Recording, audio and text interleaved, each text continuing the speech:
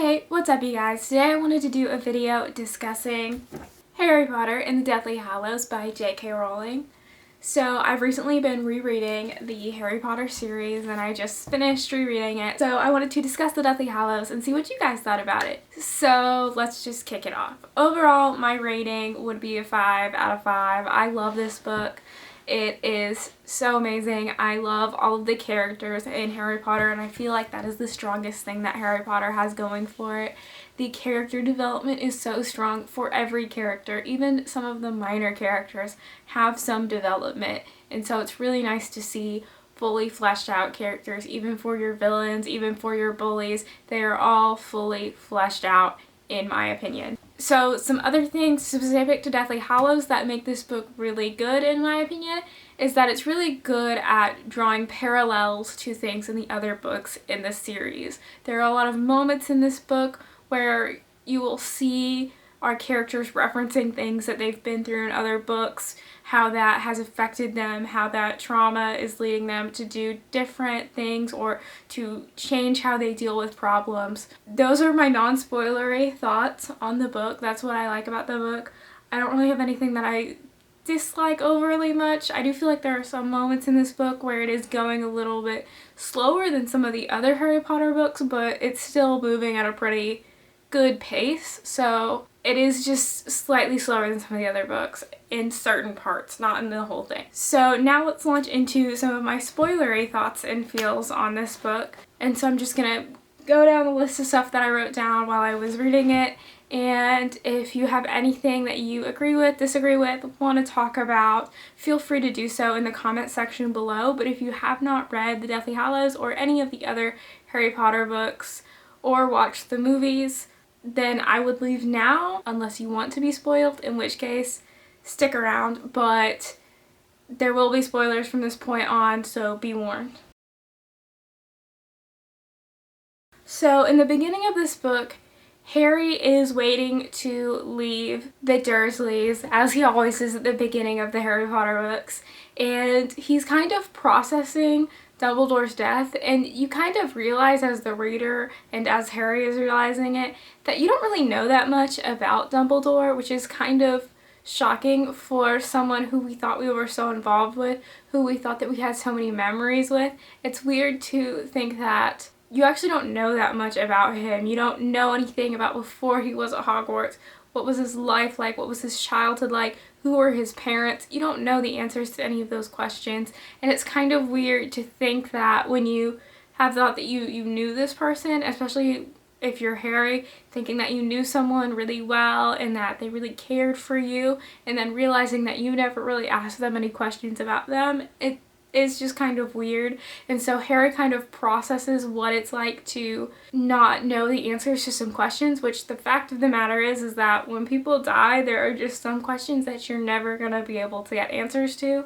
I really liked seeing Harry come to terms with that, because I feel like that is a major part in processing death and in processing your grief for someone, is realizing those questions that you want to know the answer to, but you're not gonna know the answer to, and being okay with that. So as Harry is about to leave the Dursleys are also about to leave their house for good because they just can't stay there. And so it's cool to see Dudley acknowledging Harry and acknowledging that Harry did save his life once and that he is grateful for that, even though there is that weird estrangement between the two of them. And it just shows so much development with Dudley to see him acknowledging Harry as someone whose existence he values, when all before in the books you never see that. He is just a bully. So seeing this other side of him just shows so much development in his character, and seeing how the Dursleys react to saying goodbye to Harry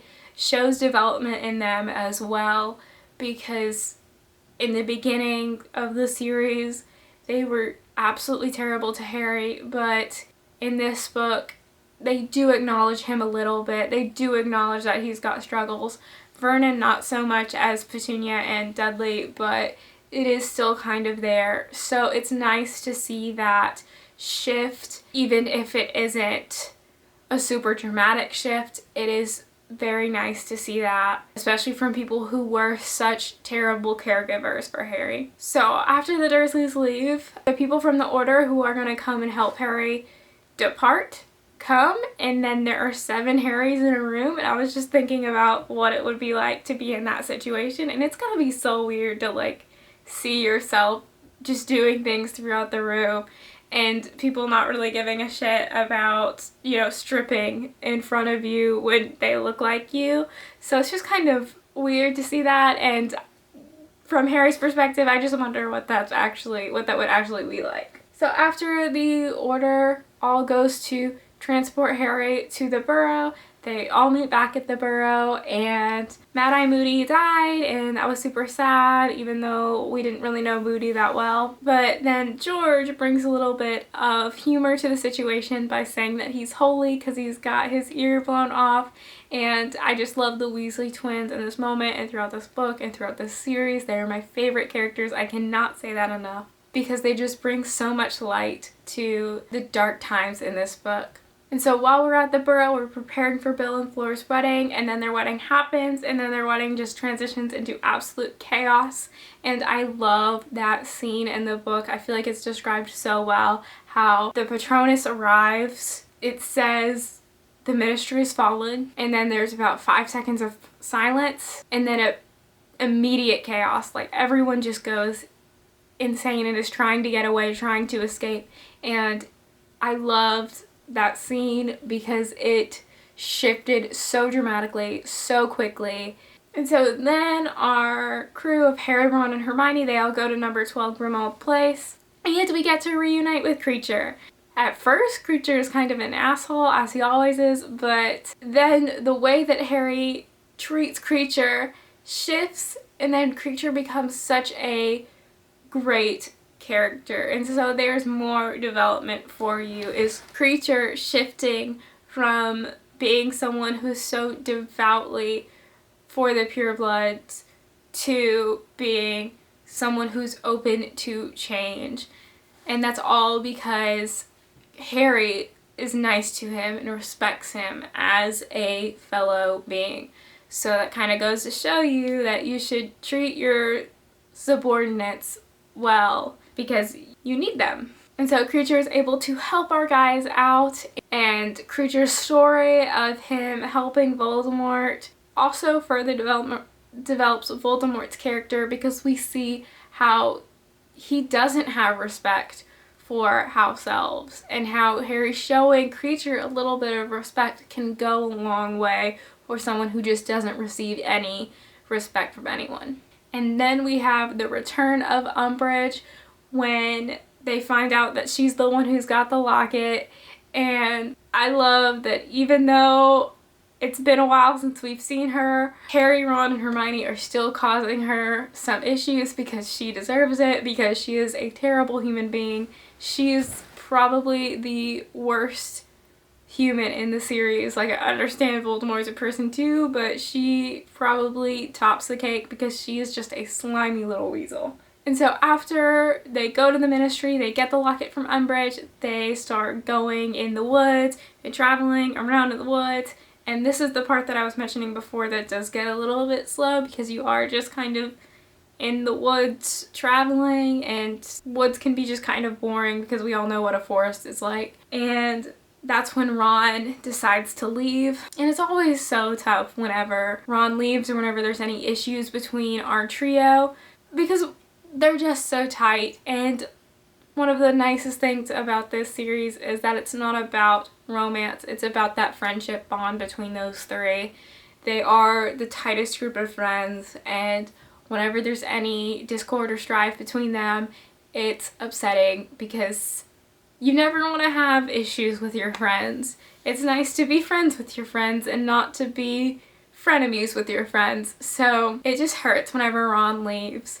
So it's so nice when he comes back, and his story of coming back is so funny, and it helps to bring a little bit more light to this book because it does get a little dark at times. And so after Ron leaves, Harry goes and visits Mathilda Bagshot, and his wand gets destroyed, and it's super upsetting. and he comes back and they start traveling in the forest again, just him and Hermione.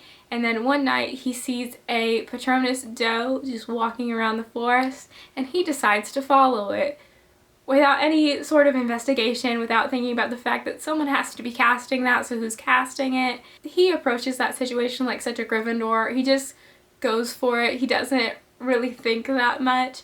And so I just find that funny, because if he were a Ravenclaw, he wouldn't have reacted that way. If he were a Slytherin, he wouldn't have reacted that way. If he were a Hufflepuff, he wouldn't have reacted that way. Only a Gryffindor would have just walked off and followed a doe when literally he was being hunted to the death by everyone in the wizarding community. So I found that super funny. And then Ron's back, and so that just makes it even better. And Ron destroys the Horcrux, which he totally deserved, and I love that he destroyed it. It really gave him a sense of purpose in this story. And then later on, when Hermione does destroy another one, it's nice that different people are destroying all the different Horcruxes. So it's not all just on Harry's shoulders, even though he is the chosen one. So after Ron comes back, we visit Luna's dad. I cannot pronounce his first name, Mr. Lovegood. And he honestly reminds me a little bit of the Mad Hatter, because he's just kind of super quirky and he doesn't make sense sometimes, but he also does in a weird way. And it also shows a lot about Luna and where she comes from, and it's fun to see where Luna comes from, because Luna is such a fun character. She's another great one who brings some nice light moments to the difficult times in these books. So after we visit Mr. Lovegood, we then move on back to the forest, where Harry, the dumbass, lets Voldemort's name slip, and then they get taken to Malfoy Manor because they realize they've got Harry and Voldemort is supposedly staying there. And luckily Dobby comes and he saves the day, but Dobby does die, and that is probably one of the worst deaths in the series, because he was always just there to help. He was so willing to help. He only wanted to do good things and helpful things, and he was just a good person, or house help person. I'm gonna say person. He was just a good person through and through. There are not a lot of people like that. There are not enough purely good people in this world, and to lose Dobby like that, it just hurts so much. And so Harry has to then react to Dobby's death and figure out where to go from there.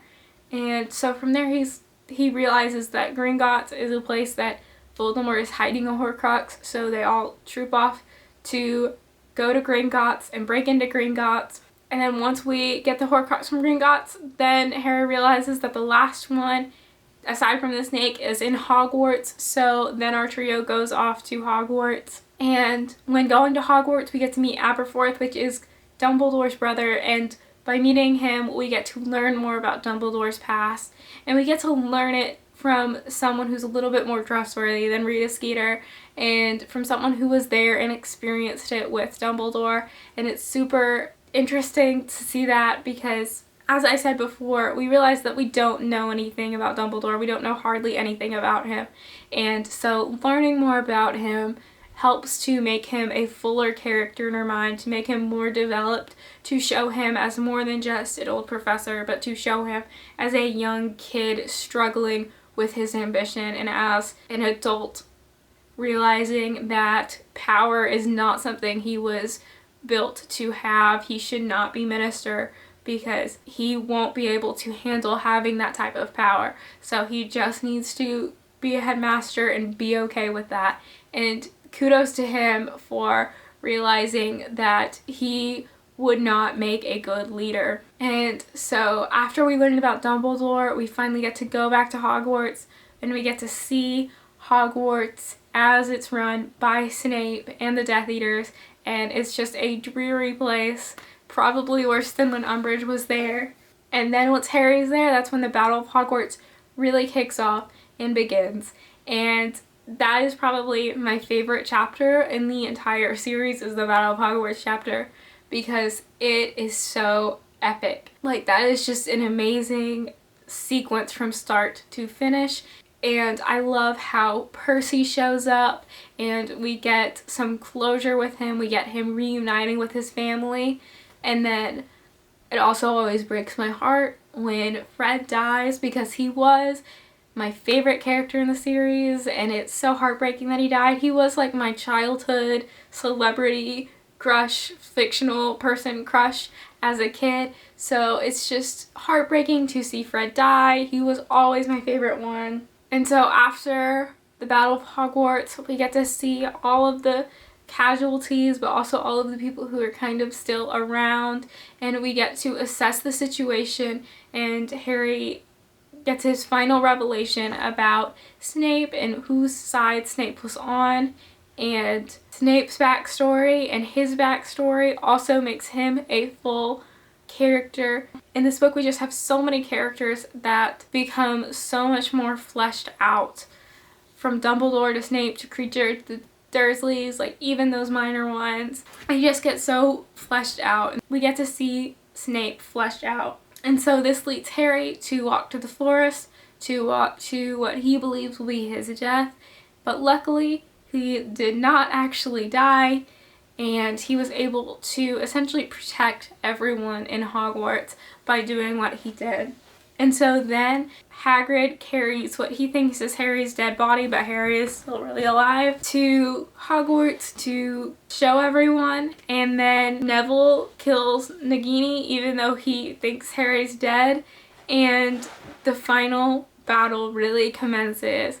And so then we've got all of these people, all of these outsiders coming in and helping, all of the family of the students that are there, all of the centaurs, all of the house elves, being led by Creature. And it's so epic to see that final bit, that final push to take out all of those Death Eaters. And then Harry unveils himself, shows that he's alive, and then he shows Voldemort how he was wrong. And he doesn't kill Voldemort. Voldemort kills himself by trying to kill Harry. His curse just bounces back on him, and Voldemort is gone. And so that is the end of the series, and it's such a great end because all of the characters really get a full story. You get so much depth with all of them, and it's beautiful to see that. So that's what I really love about Harry Potter. I love all of the characters. In all of the different books, you get to see them all grow and change in so many different ways. And so that is the strongest thing that Harry Potter has, is it's got its characters. Don't get me wrong, there are definitely some plot holes here and there, like the Goblet of Fire is kind of a far-fetched plan on Voldemort's part, but overall, the characters are what makes me come back to the books again and again and again with my rereads. And each character is so distinct and different, and they are all so special in my heart. And so, on a final note for the overall series, Harry should not have been given permission to name his children in any way, because he came up with the word, like, his children will be made fun of for their names. Albus Severus is gonna be made fun of. Just saying. So, Harry should not have been given permission to name his children, and Harry Potter is amazing, so you should definitely check it out if you haven't. So thank you so much for watching. I really enjoyed making this video. If you agree or disagree with anything that I discussed or want to discuss anything that I talked about, feel free to comment below, and if you like this video, please like it and subscribe. I post videos every Sunday, so I will see you then. Goodbye.